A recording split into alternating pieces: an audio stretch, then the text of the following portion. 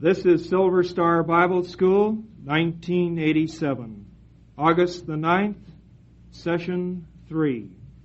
Our speaker is Brother Colin Badger. His general theme is, "The effectual fervent prayer of a righteous man availeth much." And the title of this class is, "Let him that lacks wisdom ask of God." Good evening, everyone.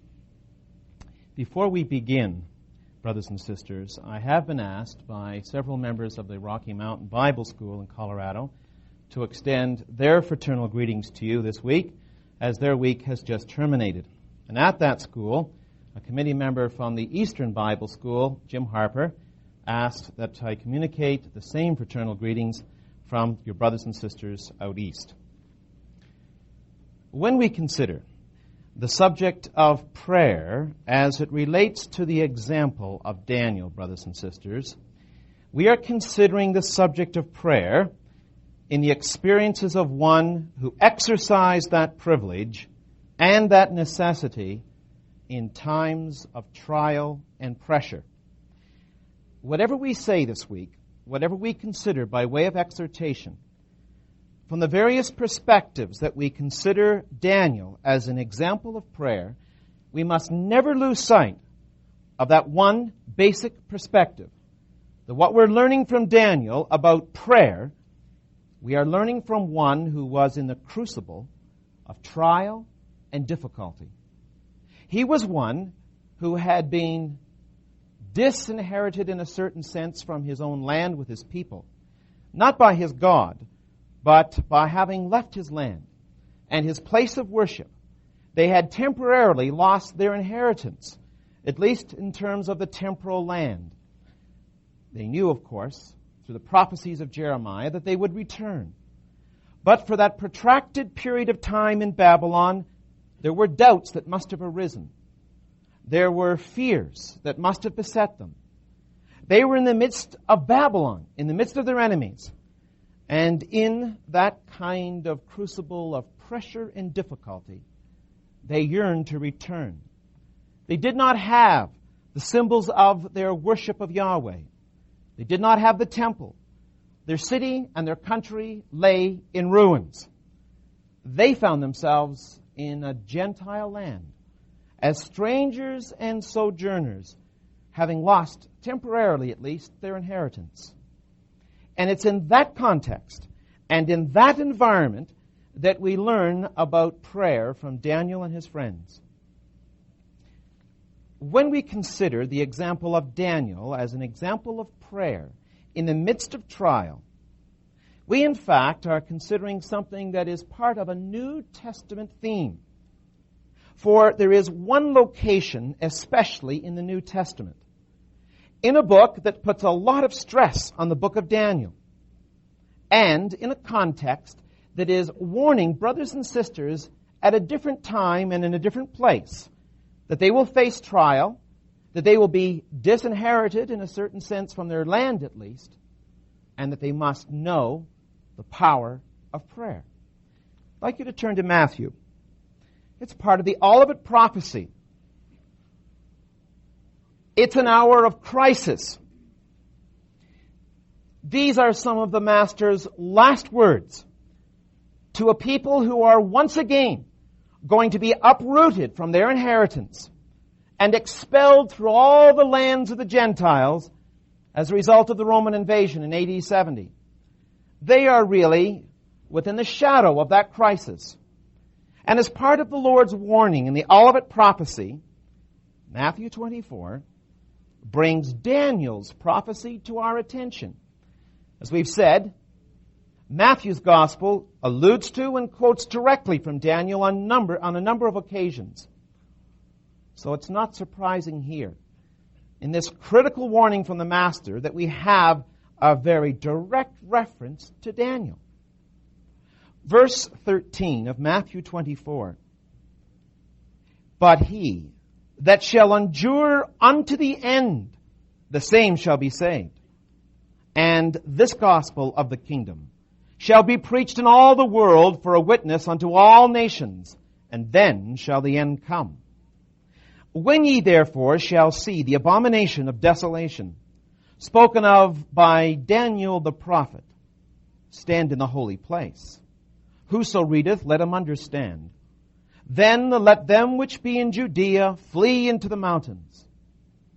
The context is potential exile. It is forecasting a time of crisis and pressure. Hearts will be tried. Faith will be tested. And the people will be uprooted as they were in Daniel's day. And running parallel with Daniel, they too will face an abomination of desolation, carrying on the wing of the abominations of desolation spoken of in Daniel 9.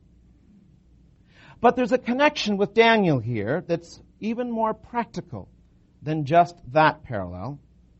For it isn't surprising that we read, having mentioned Daniel, having drawn from his prophecy and seen its application to AD 70, and to this new time of trial that would be far more protracted than Daniel's trial, we read in verse 18, neither let him which is in the field return back to take his clothes. And woe unto them that are with child, and to them that give suck in those days. But pray that your flight be not in the winter, neither on the Sabbath day. First, a mention of Daniel. Secondly, the picture is expanded to this picture of trial and difficulty into them being expelled from their homeland, from their city and temple first. And then the reminder that in that kind of trial, they must pray. You see the mention of Daniel and the mention of prayer in the midst of a crisis in a gospel that alludes to and takes part of its theme from the book of Daniel is all very appropriate in terms of its connections with the Old Testament. And it shouldn't surprise us as we go down further here in this very context of Matthew 24, describing this future crisis, that down to verse 42, there is an exhortation here at this time of crisis, which was drawing in principle at least, and certainly was a parallel to the time of Daniel.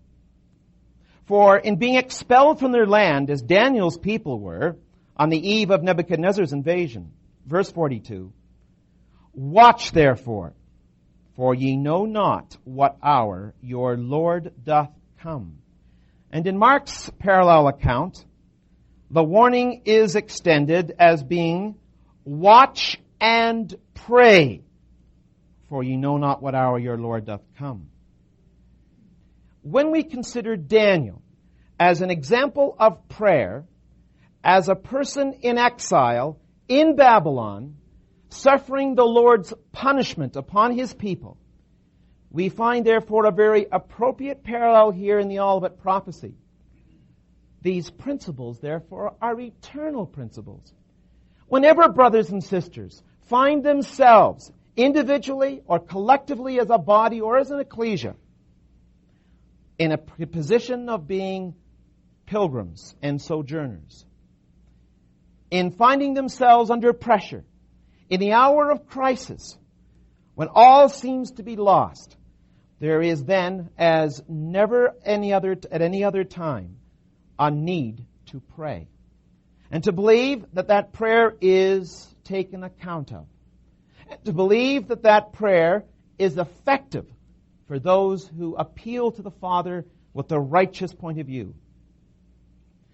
Daniel and his people, in their condition in Babylon, their forlorn and desolate condition, in fact, was prophesied in part when we consider Hosea's prophecy. I'd like just to turn there momentarily.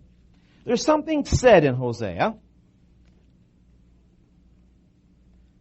It's highly appropriate as it extended to the experience not only of the northern nation, which Hosea was especially dealing with, but also to the nation of Judah.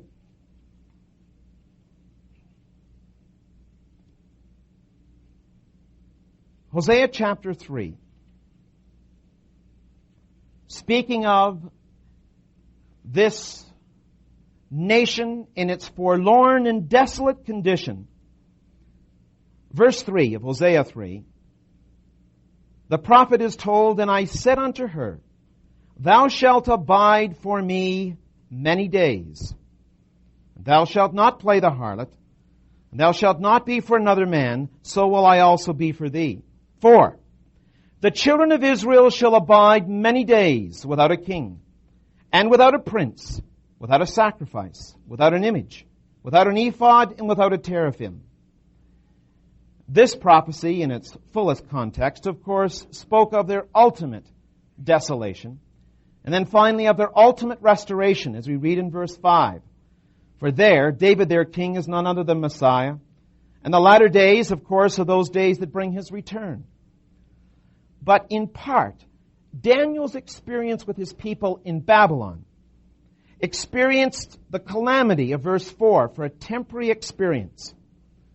They were without a king in a certain sense. Although he had been dragged into Babylon with them, he was not sitting on a throne. There was no true monarch before their eyes. There was no assurance of God ruling through the one who ruled Babylon, as there was when they were back home. They were truly without a prince. The sacrificial system of the law of Moses was terminated during their time in Babylon.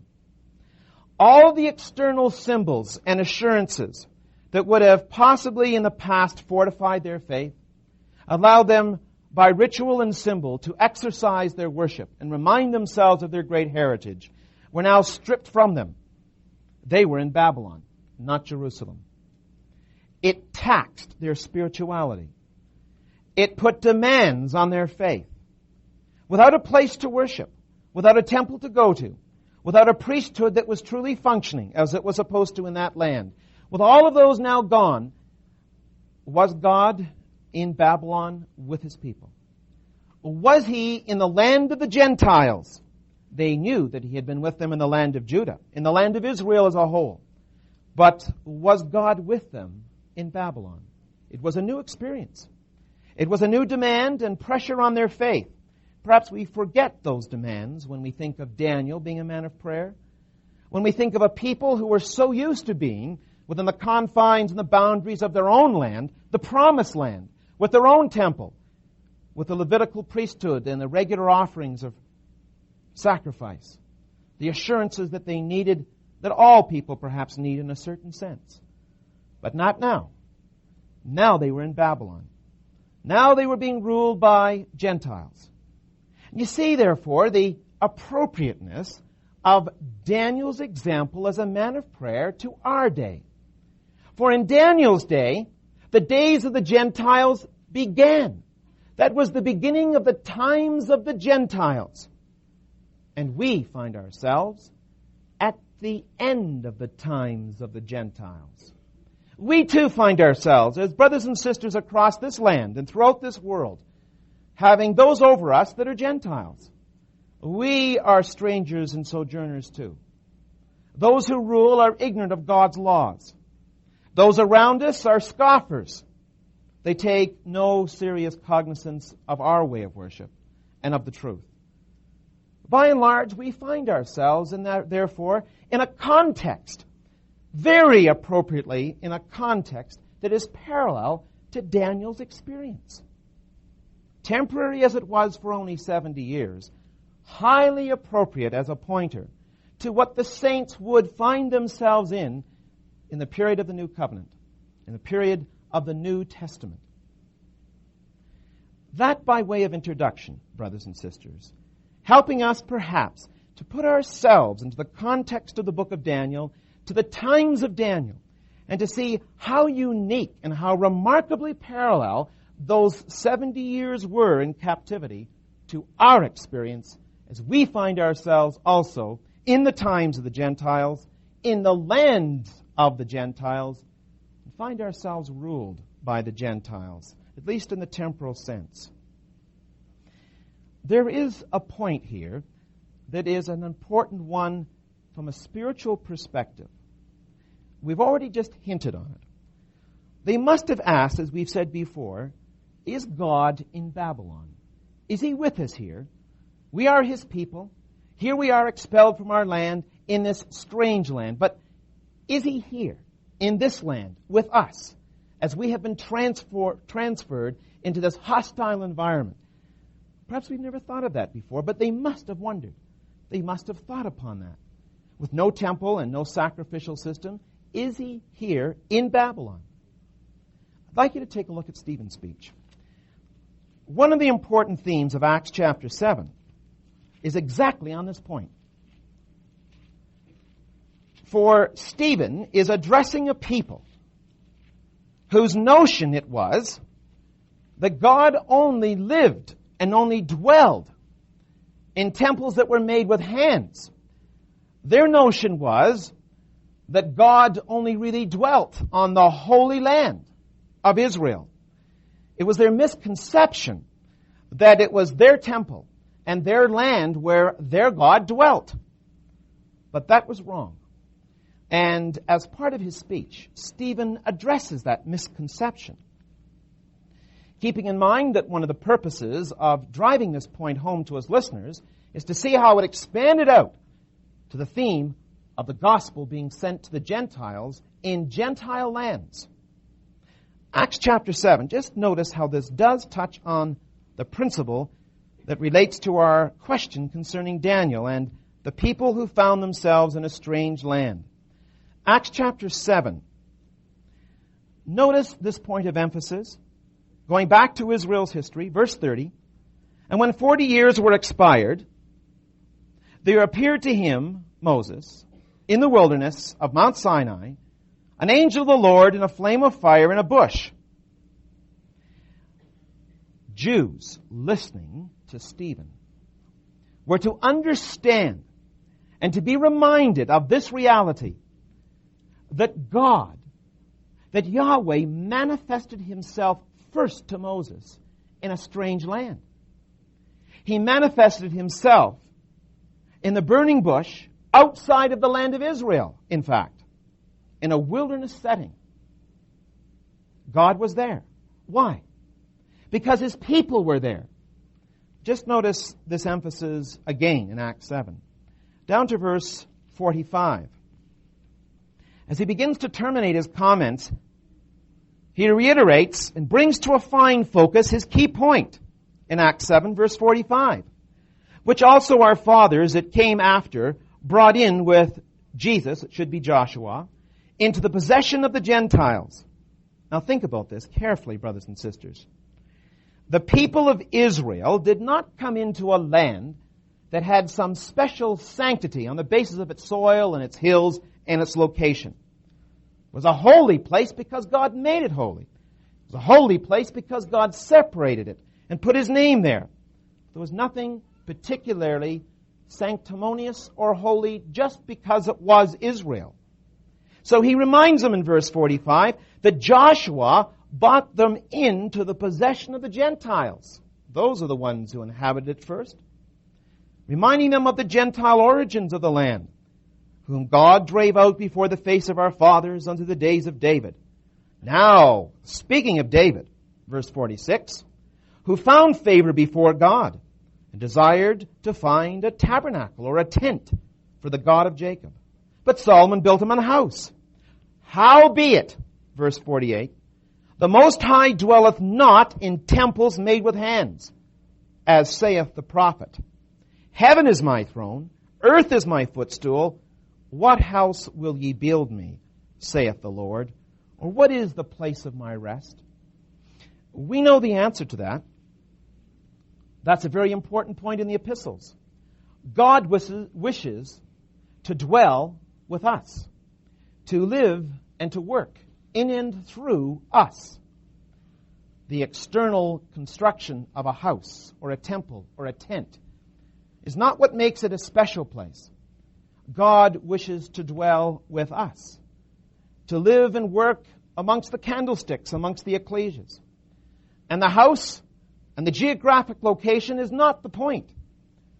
It's not to decry, of course, how special the land of Israel is to the Father, and that he wishes to put his name there in the future in a very special sense. But it's a concept, it's a principle which the people of Israel, and Daniel in particular, were to grasp as they were expelled from this homeland and taken to Babylon in the land of the Gentiles. He was there, brothers and sisters, and willing to respond to their prayers just as immediately, just as willingly as He is to respond to our prayers. As we find ourselves outside of that land, we find ourselves as strangers and sojourners in the lands of the Gentiles. Let's look in Daniel chapter 2 this evening. Let's look at the lessons that come out from a very, very small section in our first example of Daniel as a matter of prayer, as a man of prayer. Our context is fairly small, Daniel chapter 2, but it's packed with exhortation from Daniel's example. Daniel chapter 2, let's just go back over some of the context of what Brother Fred read. There is a problem in the court. The king has had a dream and he understands it not. He solicits help from the magicians and the sorcerers. And notice what his demand is and how it's received by those who are the sorcerers and magicians. Verse 10, they respond to the king. The Chaldeans answered before the king and said, "There is not a man upon the earth that can show the king's matter." Point number one, their assertion that there is not a man upon the earth that can show the king's matter. Therefore, there is no king, lord, nor ruler that asketh such things at any magician or astrologer or Chaldean. And it is a rare thing that the king requireth, and there is none other that can show it before the king, except the gods, whose dwelling is not with flesh. Interesting. To capture their retort to the king, to see what they understood as being the limitations that they had in themselves. The crux of their argument is they couldn't answer because they could not solicit such a direct answer, such a marvelous request from their gods. Why not magicians? Why not sorcerers? Because by their own admission, the gods do not dwell with flesh. Now, isn't that interesting to consider? The essential question then, as they wrestled with the king's demand, is when Daniel is brought in and his God is solicited, as opposed to the gods of Babylon, plural, the contest then was like that at Baal. Like that on Carmel. Who is God? Is it, or are they, the gods of Babylon? Or is it Yahweh, God of Israel? Who is God in this context, in this world, in this environment of Babylon?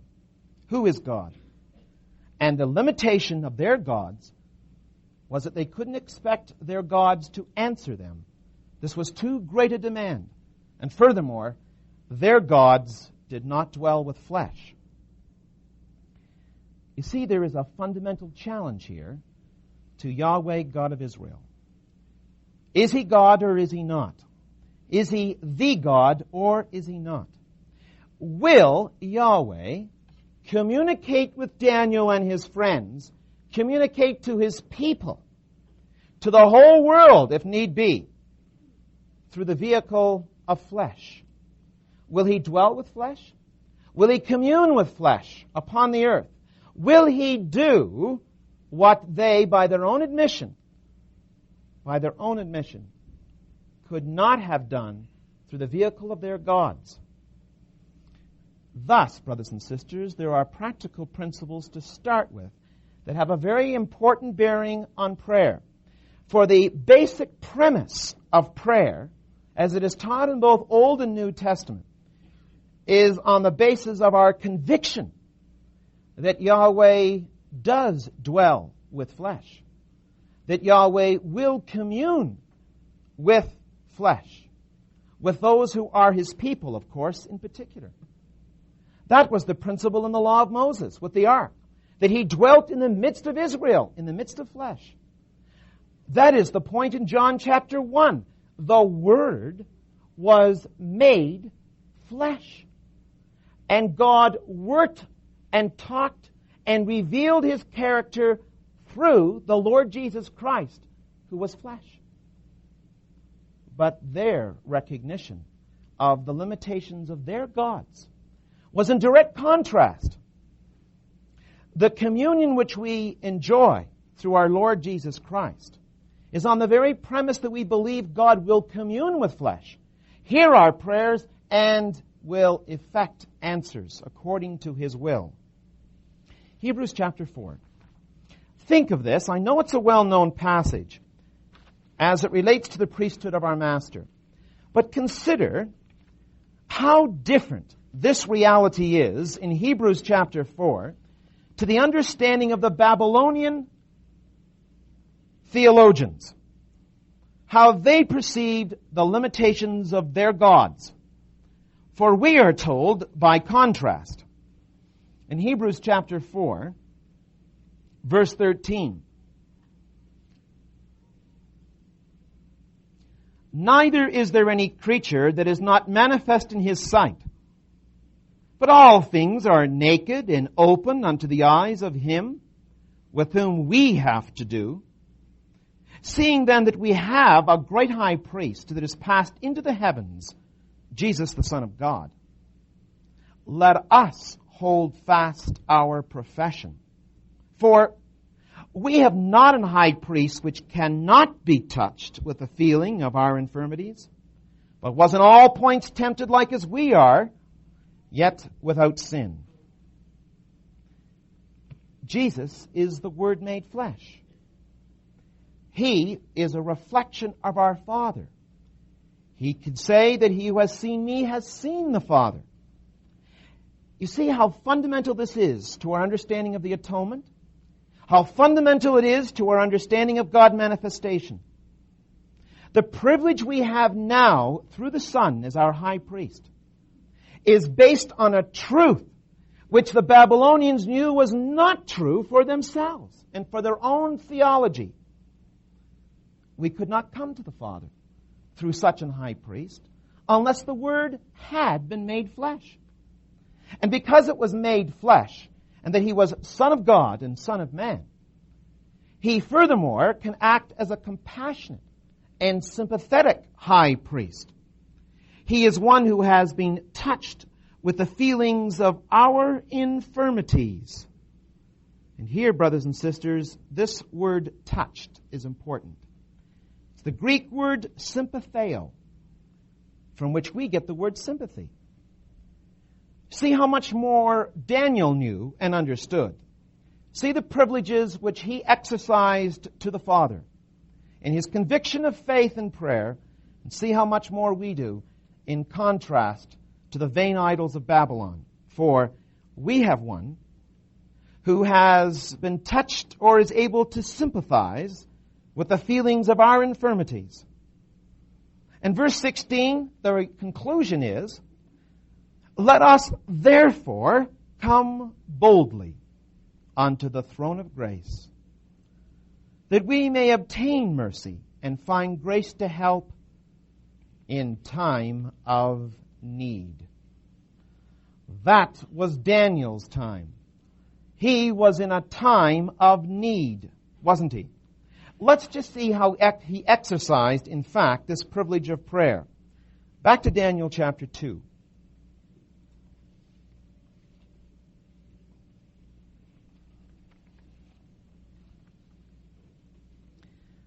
There is therefore, in Daniel chapter 2, a challenge to Daniel and to the God of Israel. In his haste and in his anger, verse 12, the king, in his anger and his fury, says that he commands to destroy all the wise men of Babylon. And the decree went forth that the wise men should be slain. And they sought Daniel and his fellows to be slain. By the overruling hand of providence in the court of Babylon, the people of Babylon and their magicians and theologians were put in a position of extremity. There was no way out. This, in turn, providentially prepared the way for God to work through Daniel in a most dramatic and arresting way. It is set deliberately in contrast to the impotency of the theologians of Babylon, therefore stressing the greatness of the God of Israel and the impotency of these fellows.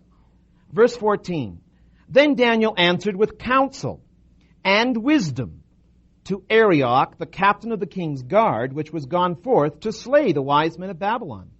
He answered and said to Arioch, the king's captain, Why is the decree so hasty from the king? Then Arioch made the thing known to Daniel. Then Daniel went in and desired of the king that he would give him time and that he would show the king the interpretation. Now, the first thing we notice here is Daniel's conviction. Before he even directly consults the Father, he knows that the Father will answer. Now, certainly he was a special man with a special commission. But we can at least learn this much in a simple way from Daniel. He was convinced that God was on his side. He was convinced that God would help him and answer him. But there's something else to notice here. The temperament of Nebuchadnezzar in verse 15 is he is a hasty man. The temperament of Nebuchadnezzar, typical of flesh, is that described in verse 12. His temperament is anger, and he's furious. Now, in direct contrast to the hostile temperament of Nebuchadnezzar, to the hastiness with which his fleshly, carnal mind dictated his response to the crisis, look at the difference with Daniel. Daniel begs time. Daniel desires, verse 16, that Nebuchadnezzar would give him time. Daniel's reflex spiritually here is worth noting, isn't it? He needed time. He withdrew himself from the court in verse 17 and goes home. Then Daniel went to his house and made the thing known to his fellow brethren, to the ecclesia, as it were, around him, to Hananiah, Mishael, and Azariah, his companions. Time is asked for, and time is granted. What does it allow Daniel in contrast to Nebuchadnezzar, brothers and sisters? It allows Daniel to contemplate, to think about the crisis. It gives him time to pray in quiet. It also allows him to solicit the response of his fellow brethren. The crisis is shared by all. Verse 18. In sharing this with his companions, his intention was that they would desire mercies of the God of heaven. Notice they. Who's they? His fellow brethren. Daniel solicits this little kind of flock or ecclesia around him, his closest of companions, his fellow brethren, and collectively they are going to petition in this crisis, although Daniel is providing the lead. So he goes back home, he begs for time, he informs his brethren, and he solicits their collective response to the crisis. Verse 18 again, that they would desire mercies of the God of heaven concerning the secret, that Daniel and his fellows should not perish with the rest of the wise men of Babylon. You notice there's concern here, in fact, for the lives of those who are now under the king's wicked sword. It is their hope and prayer that they will be spared and that their fate will not involve themselves nor the rest who are under this terrible edict. And so, brothers and sisters, we see fundamentally Daniel is a matter of prayer. He is a man who realizes that to pray properly, ideally, he needs time, and he needs the right environment, and he needs preparation, and he sees the value of soliciting the prayers and the collective support, the oneness of mind from those who are part of this little body. Very important perspective Daniel has. In direct contrast to the hastiness and the fleshly response of Nebuchadnezzar. Let's go a little further. Verse 20. Daniel answered and said, now we see part of his prayer, blessed be the name of God forever and ever, for wisdom and might are his, and he changeth the times and the seasons. He removeth kings and setteth up kings. He giveth wisdom unto the wise, and knowledge to them that know understanding. He revealeth the deep and secret things. He knoweth what is in the darkness, and the light dwelleth with him. I thank thee and praise thee, O thou God of my fathers, who hast given me wisdom and might, and hast made known unto me now what we desired of thee. Notice, what we desired of thee. For thou hast now made known unto us the king's matter. Now, when Daniel responds, look at verse 24. Therefore Daniel went in unto Arioch, whom the king had ordained to destroy the wise men of Babylon. He went and said thus unto him, destroy not, who? Daniel and my friends? Myself and my friends? No, it's broader than that. Destroy not the wise men of Babylon. Bring me in before the king, and I will show unto the king the interpretation. Notice how Daniel wishes for the well-being and for the salvation temporal of not only himself and his closest of companions, but even for these crude Gentiles.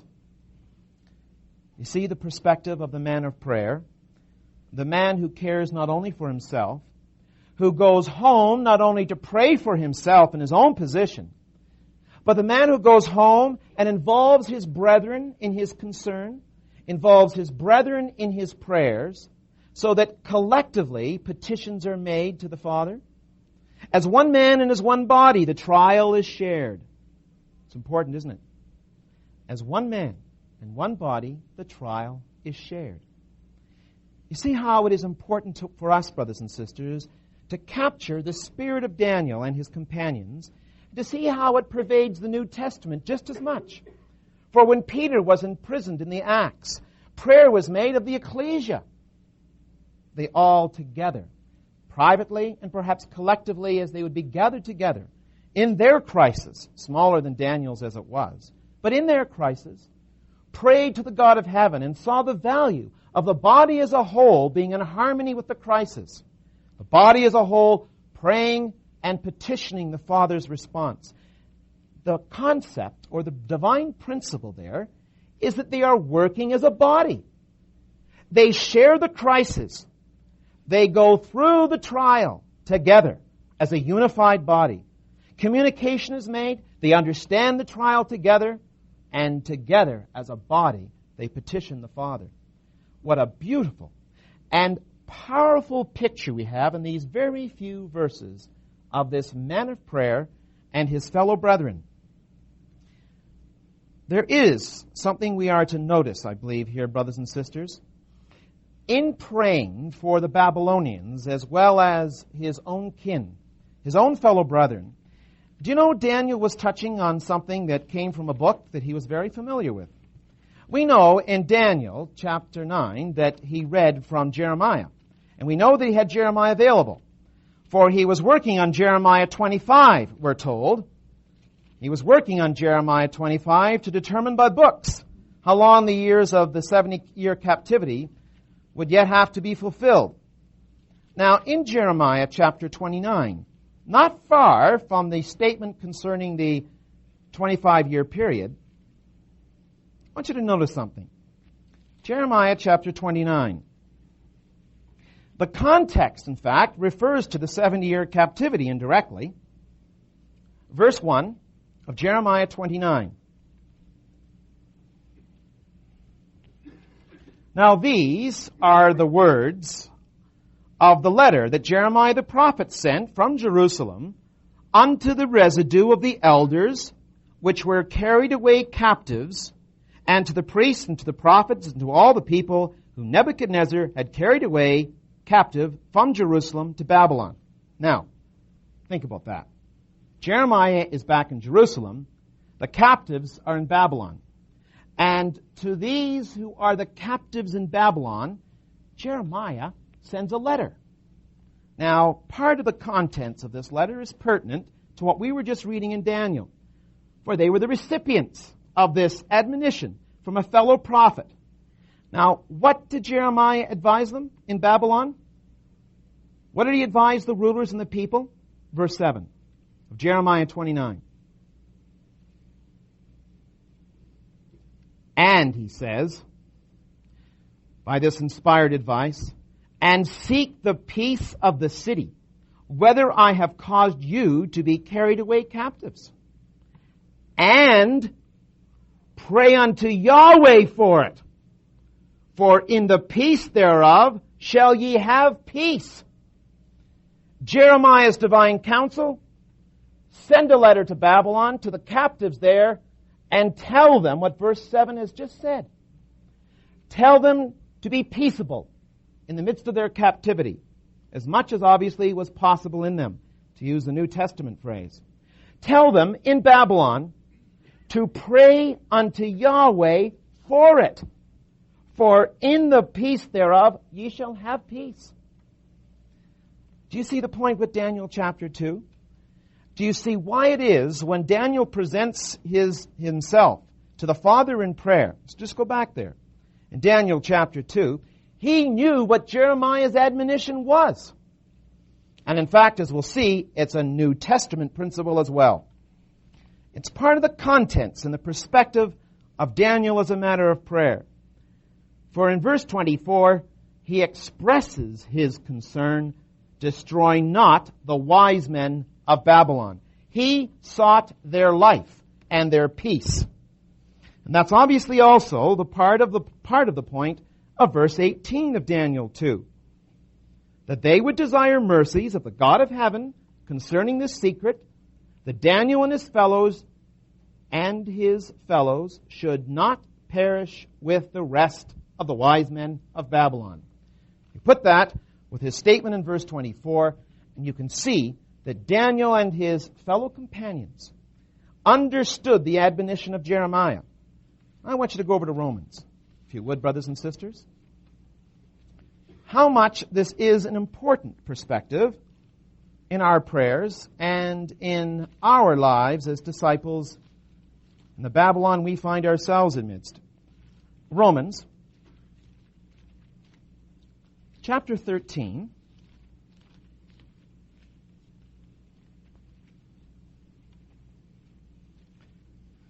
Verse 1.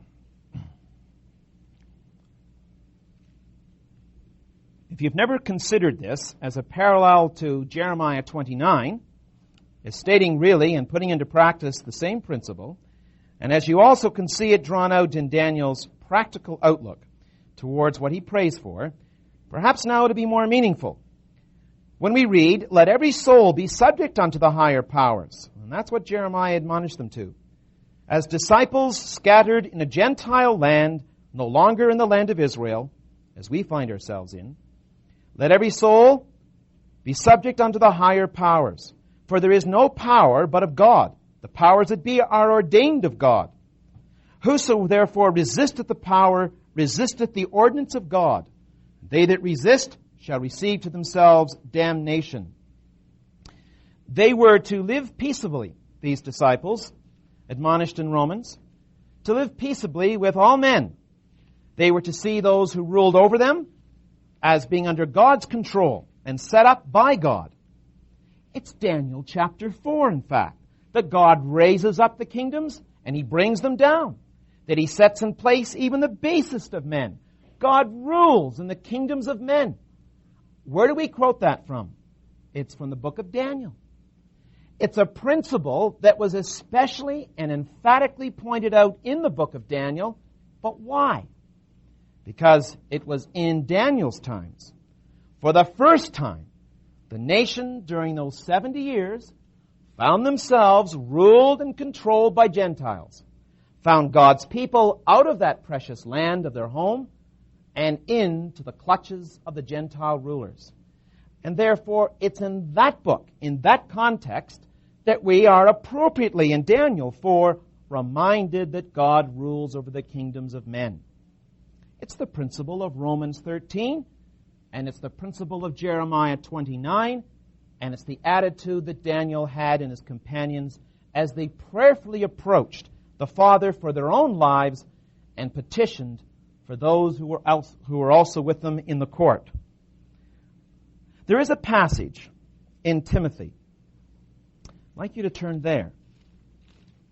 This perhaps touches even more directly on the contents of our prayers. 1 Timothy chapter 2. When we consider this exhortation from Paul, consider it, brothers and sisters, in the light of Daniel's experience and how he put into practice Jeremiah 29. 1 Timothy chapter 2, verse 1. I exhort, therefore, that first of all, supplications, prayers, intercessions, and giving of thanks be made for all men, for kings, and for all that are in authority, that we may lead a quiet, now think of Jeremiah 29. The word was peace, twice repeated there in that passage we looked at in Jeremiah 29. That we may lead a quiet and peaceable life in all godliness and honesty. Do you pray for that, brothers and sisters? Do you pray for that earnestly? Do you offer supplications, prayers, intercessions, and giving of thanks for all men? For kings and them that are in authority? Do you pray that we as Christadelphians and you as an individual and that your ecclesia and your family might live in the midst of Babylon, as it were, a quiet and peaceable life in all godliness and honesty? Daniel did, and his friends did, and it was based on Jeremiah 29. And so is this statement right here in Timothy, based on the same basic principle. Let's go back to Daniel chapter 2.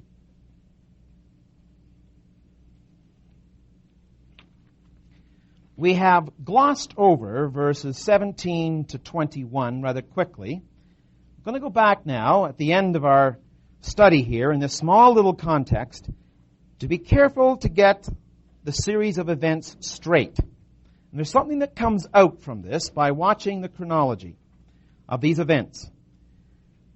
First, in Daniel chapter 2, just before verse 17, there is a crisis, as we've seen. Daniel's response and help is solicited. Step number 2, Daniel begs for time, verse 16. Thirdly, he goes back to his house. Fourthly, he consults and shares the crisis with his companions, his fellow brethren. Fifthly, as a group, small as they were, they petition the Father. They ask for their own lives to be spared and those of the other Babylonians. As we analyze then the prayer, we see in verse 19 the contents of that petition. That honor, first of all now, is given to God in order. Verse 19. Blessed be the God of heaven, not the God of earth, not the gods of Babylon, whose gods were earthy. This is the God of heaven. This is the God who will dwell with flesh and who will answer through flesh. Verse 20. Blessed be the name of God. He repeats it again. But now, as we see in verse 20, Daniel is responding, as it were, in a second prayer. Once again, he begins by recognizing the greatness of God's sovereignty. And he blesses him. And he attributes to God what in verse 20? Wisdom. And he attributes to God might. And he attributes to God in verse 21 the conviction that God does give wisdom unto the wise. Now, who are the wise? Flesh. But not just any flesh. Those of the sons and daughters of Adam that are wise. So in contrast to the impotency of the gods of Babylon, Daniel in his prayer, in fact, provides that contrast as part of the contents of his petition. Daniel does believe that his God is a wise God, and he will respond to flesh of a certain type. He will respond to the sons and daughters of Adam that are wise. He giveth wisdom unto the wise, and knowledge to them that know understanding.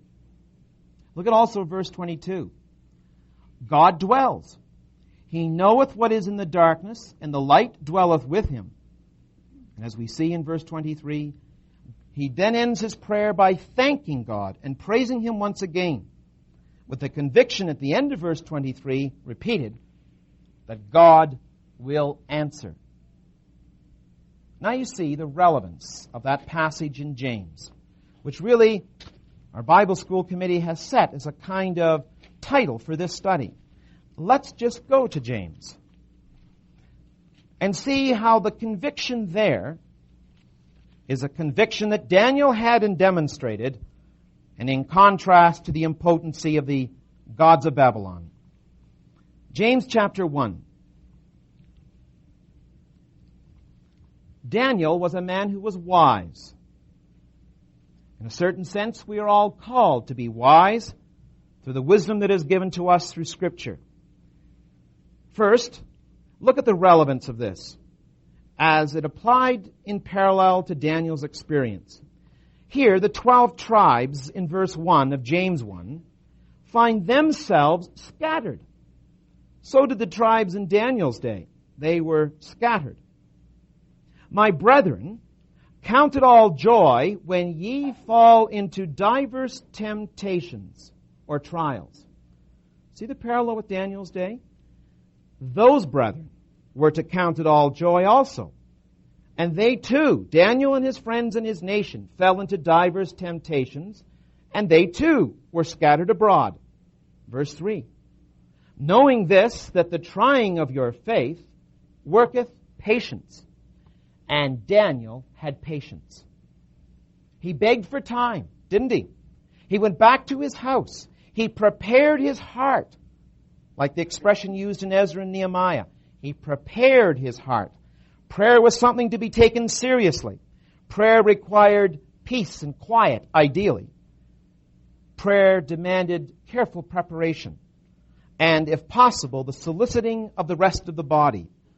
Verse 4, but let patience have her perfect work, that ye may be perfect and entire, wanting nothing. Now verse 5, if any of you lack wisdom, as Daniel lacked it at that time, and as he needed it so desperately, if any of you lack wisdom, let him ask of God, that giveth to all men liberally, and upbraideth not, and it shall be given him. But the importance of what we see in Daniel is verse 6. But let him ask in faith, nothing wavering. For he that wavereth is like a wave of the sea, driven with the wind and tossed. Let not that man think he shall receive anything of the Lord. See, these New Testament principles are based really on Old Testament examples and principles. Daniel and his companions fit that exhortation perfectly. And thus there's a great deal of appropriateness to exhort ourselves, brothers and sisters, in conclusion, as we have examined Daniel's first prayer, that the earnest, fervent, effectual prayer of a righteous man, one who begs for wisdom, the effectual, fervent prayer will be answered. Let us take to heart, brothers and sisters, the power of Daniel's example and his friends in Babylon, and see how timely an exhortation it is to Christadelphians who find themselves at the end of the times of the Gentiles in a world that is like that of Babylon.